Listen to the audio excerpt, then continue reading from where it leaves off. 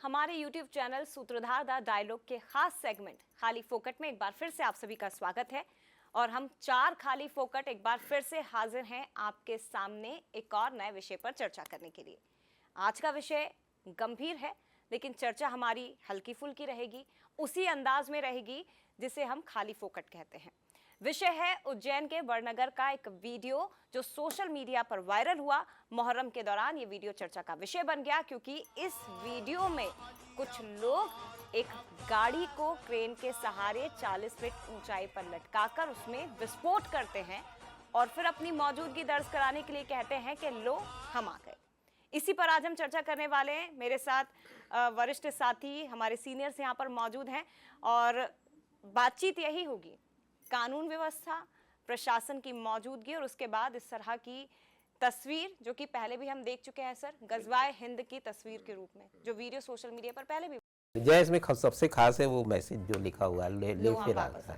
और दूसरी वो जगह है बड़नगर जो कभी सिमी का अड्डा कहलाती थी, केंद्र या राजधानी कहा जाता था सिमी का उसको, तो इसलिए महत्वपूर्ण हो जाता है। तो कहना क्या चाहता है कोई उस मैसेज के जरिए, उसको डिकोड करने की कोशिश की जा रही है। सबसे बड़ी वो लाइन ही है, क्योंकि पिछले कुछ दिनों में मध्य प्रदेश सरकार ने वहाँ पर एक तरह से नेस्तनाबूद किया है सिमी को, और इस तरह से विस्फोट करके गाड़ी को दिखाना, बैन को दिखाना और उसमें लिखना कि ले फिर आ गए, तो उसका सीधा सा मतलब ये लगाया जा रहा है कि ये सिमी का इसमें कहीं ना कहीं कनेक्शन हो। उस वक्त में हुआ है जब एटीएस की कार्रवाई हो रही है, तो कहीं ना कहीं ये हो सकता है कि बड़े इनोसेंट हों जिन्होंने ये किया है, उनको नहीं पता हो ये सब, इसका मतलब किसी ने करवा दिया हो, लेकिन मैसेज साफ है।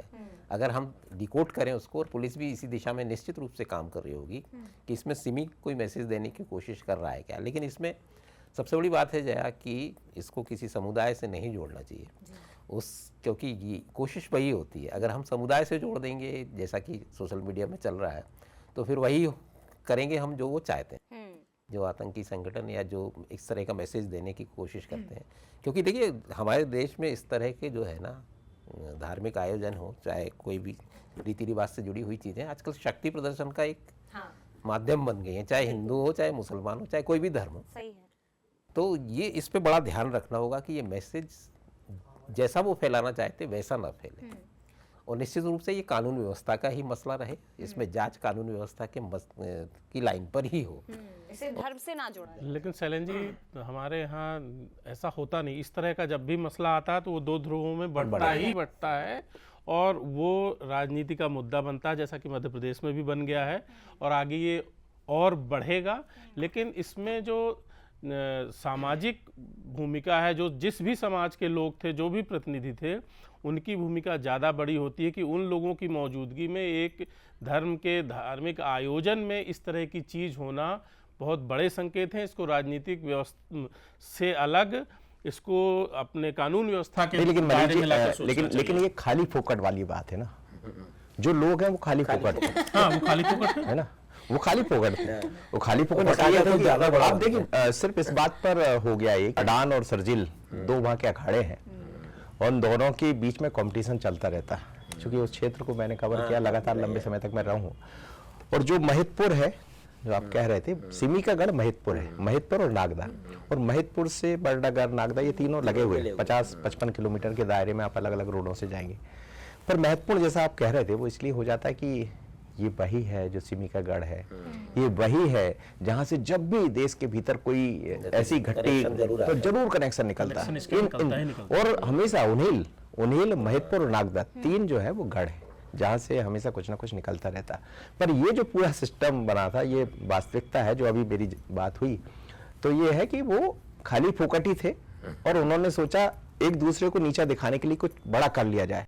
पर बड़ा इतना हो गया या देश भर में उसकी चर्चा है, गिरफ्तार हो गए। और आप देखिए कि एटीएस बहुत गंभीर है, और अब जो चीजें निकल कर आ रही, करीब 8,000 के उन्होंने फटाके खरीदे और फटाके को भर दिया उसमें, वो किराया। ये तो कहा जा रहा है, अभी जांच में पता नहीं कौन सा विस्फोटक निकलेगा, अभी ये किसी को नहीं पता। हाँ वो लेकिन बात ये भी है ना सर कि हो सकता है खाली फोकट में क्या हो सकता है सोशल मीडिया पर वायरल होने के लिए कि आजकल क्योंकि ट्रेंड बन गया है सर कि ऐसा कुछ करें नहीं, कुछ उसके ऐसा पहले करें। जो झंडे लहराए गए वो अच्छा, वो जैसी गतिविधियों में होता कौन है, खाली फोकट ही तो बन गए। और वायरल हो गया। वो इस तरह के सारे जुलूस हो, रैलियां हो, वहाँ शोभा यात्राएं हो, ये खाली फोकट लोगों की जिम्मे ही होती है आजकल। और वहीं से समय सब नहीं, ऐसा मत कहिए, मुझे पता लगा वो किसी को बुरा लग जाएगा कि हम लोग क्या धर्म में।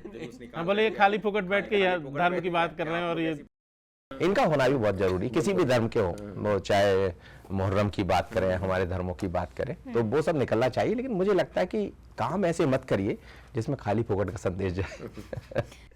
खाली फोकट का संदेश भी गया और खाली फोकट में आप फंस गए हो। अब जो पीछे से पड़ेगा ना वो समझ में आएगा खाली फोकट क्यों किया। काम चल रहा है काम, वहाँ, हाँ। चल रहा है वहाँ, क्योंकि वो क्षेत्र मुख्यमंत्री का है। लेकिन सर ये भी बार बार उठ रहा है जैसे कि अब ठीक है खाली फोकट हो सकता है ये, लेकिन अब एटीएस भी जांच करेगी, देश विरोधी गतिविधियों से भी उसे जोड़कर देखा जाने लगा है, और लोगों की जो आरोपी थे उनकी गिरफ्तारी भी हो रही है। अब जेल में खाली फोकट बैठेंगे फिर? बिल्कुल। अच्छा, वो वैन भी खाली फोकट थी जो उसका उपयोग किया गया। वो क्रेन वाला भी खाली फोकट था सर जो वैन को ऊपर तक लेके गया। और उसने किराए से दिया, उसको तो किराया मिल गया, उसको नहीं पता था कि मैं भी नप जाऊंगा। और कई बार, और इसलिए मुझे लगता है ये सबक भी है लोगों के लिए कि आप जब ऐसे काम में शरीक होते हैं जहाँ खाली फोकट जैसी स्थिति बन जाती है, हमेशा खाली फोकट मत रहिए, कुछ अच्छा लेकिन काम भी सर करते। लोगों की जान को खतरा भी था, इतनी तेज धमाका हुआ, नीचे लोग खड़े थे, चिंगारियां और 8,000 के फटाके, ऐसा कहा जा रहा है कि 8,000 के फटाकों से उसको बांधा गया। कुछ घरों के आसपास कांच भी फूटे वहां पे। लेकिन सर सवाल फिर ये भी है ना कि क्यों एक जरिया बनाया जा रहा है? जैसा आपने स्टार्टिंग में ही कहा, अगर हम इस विषय पे थोड़ा सा आगे बढ़े तो क्यों धार्मिक जुलूस, इस तरह के आयोजन जो हो रहे हैं वो एक अलग तरह का ट्रेंड दिखाई दे रहा है। इसके पहले भी आपने देखा सर गजवा हिंद का पोस्टर जो एमपी में ही लगा था, वो भी काफी बवाल उस पर हुआ था। इसमें क्या है, मुझे लगता है कि जो कस्बे हैं, कस्बों में एक अलग तरह की संस्कृति है, धार्मिक संस्कृति, वो शक्ति प्रदर्शन का बड़ा केंद्र होता है।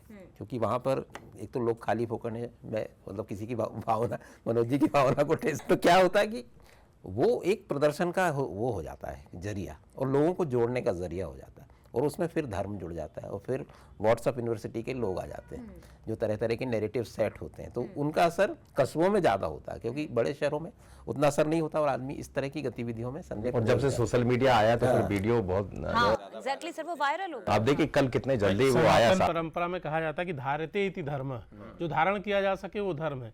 पर यहाँ अब परिभाषा उसकी इस जमाने में बदल गई है, प्रदर्शन जो किया जा सके वही धर्म है। तो अब वो दोनों पक्षों से कोशिश होती है कि अगर हिंदू धर्म के कार्यक्रम में 400 लोग जुड़े तो हमें 600 लोग जोड़ के शक्ति प्रदर्शन करना, बताना है कि हम आपके बराबर हैं, आपसे ज्यादा ताकत। यहाँ तो उन्हीं के बीच में प्रदर्शन हो गया, अखाड़ा, 2 अखाड़ा है जिसका सरजेल और अडान, 2 अखाड़े। अरे सर इसमें तो वो उज्जैन के जो संत हैं उनकी भी प्रतिक्रिया तुरंत ही आ गई थी, क्या करने की कोशिश कर रहे हो, कहाँ जाने की कोशिश। अच्छा, ये इसमें ये महत्वपूर्ण है, ये महत्वपूर्ण क्या होता है कि इसमें ये ठीक है प्रतिक्रिया ही, लेकिन हम मीडिया को भी यहाँ बोलेंगे, मीडिया फट से भागता है तो हिंदुओं का ले लो, जो मतलब हिंदू संगठन है उनसे प्रतिक्रिया, जब कोई कानून व्यवस्था का मसला था, लेकिन मीडिया की पहली प्रतिक्रिया क्या थी, संतों से बाइट लो, विश्व हिंदू परिषद से बाइट लो। अच्छा लेकिन सर और उधर हो जाए तारिफ मसूद भोपाल में बीजेपी के एक विधायक है, अगर इस तरह का कोई मसला हो तो पूरा मीडिया उधर दौड़ता है, उनको मालूम है कि मसाला यहाँ से उनके घर से निकलेगा, आरिफ मसूद के घर चलेगा, और आरिफ मसूद से निकल के रामेश्वर शर्मा क्या चले जाएंगे। वही मैं कह रहा था कि मसाला वहीं से मिलता है ना उनको। तो लेकिन ये मसाले की चीज नहीं है, बिल्कुल ये बहुत गंभीर विषय है। और इसमें क्या माहौल जब खराब होता है तो फिर मरता गरीब आदमी ही है। जब दंगे होते हैं तो वो बस्तियां ही प्रभावित होती है जहाँ से इस तरह की चीजें। अब आप देखिए कि यदि वो तीनों लोगों की तर्जील, वो कौन कौन है जो भी उसके अपराधी आरोपी है जो पकड़े गए, शुएब है, जाहिद और तस्लीम, हाँ, उनके मन में मान लीजिए भावना भी नहीं होगी, लेकिन यदि 8,000 के फटाकों के बीच में कोई बड़ा फटाका किसी ने रख दिया होता और उसके कारण कुछ और हो गया होता तो कितनी बड़ा हादसा भी होता, और फिर ये इसके तार बड़े लंबे जुड़ जाते। ये पूरा भावना का ही खेल है मनोज जी, जो आपने कहा ना कि उनके मन में ऐसी भावना रही, पर ये सारा खेल ही भावना का है, क्योंकि भावनाओं के भाव में ही तो ये सब चीज़ें होता, कभी धार्मिक भावनाएं होती हैं, कभी इमोशनल भावनाएं होती हैं, तो वो जो भावनाएं आदमी को लेके जाती हैं वो कहाँ तक पहुंचाती है। पुणे का केस देख लीजिए, चाहे इस तरह के और बड़े बड़े जोड़ने से आप तोड़ने के काम पर लग गए। जैसे मनोज जी ने काफी वहाँ काम किया, तो मनोज जी से हम थोड़ा जरूर ये समझेंगे कि आखिर सिमी जैसे संगठन की जड़ें या जो भी संगठन है, मालवा जैसे इलाके में, हम पूरा मालवा देख लें, खंडवा हो, हमने 5-6 सालों में देखा खंडवा,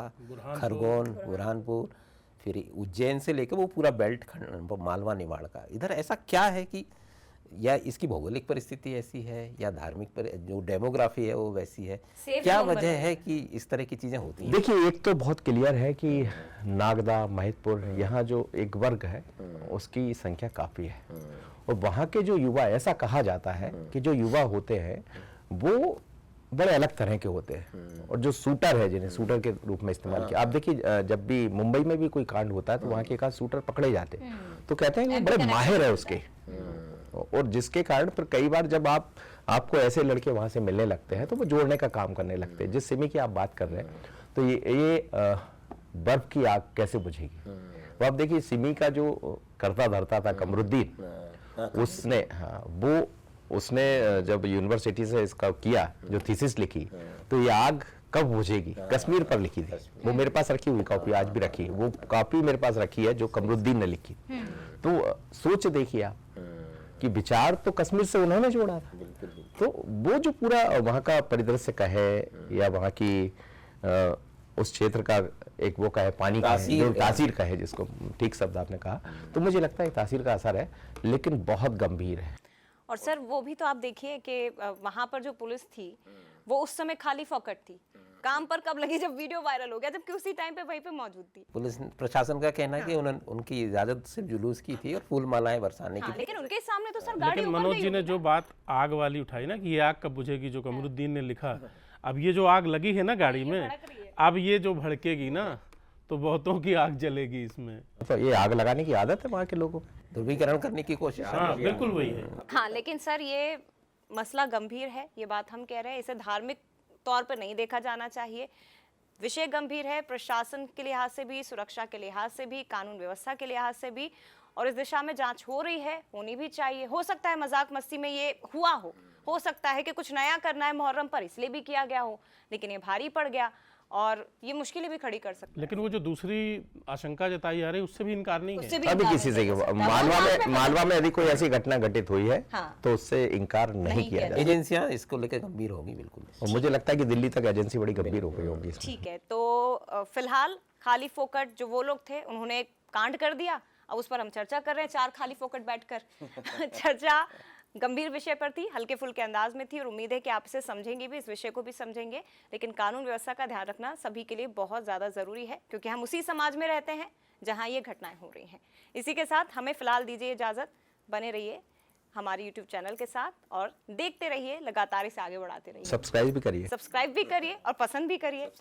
नमस्कार।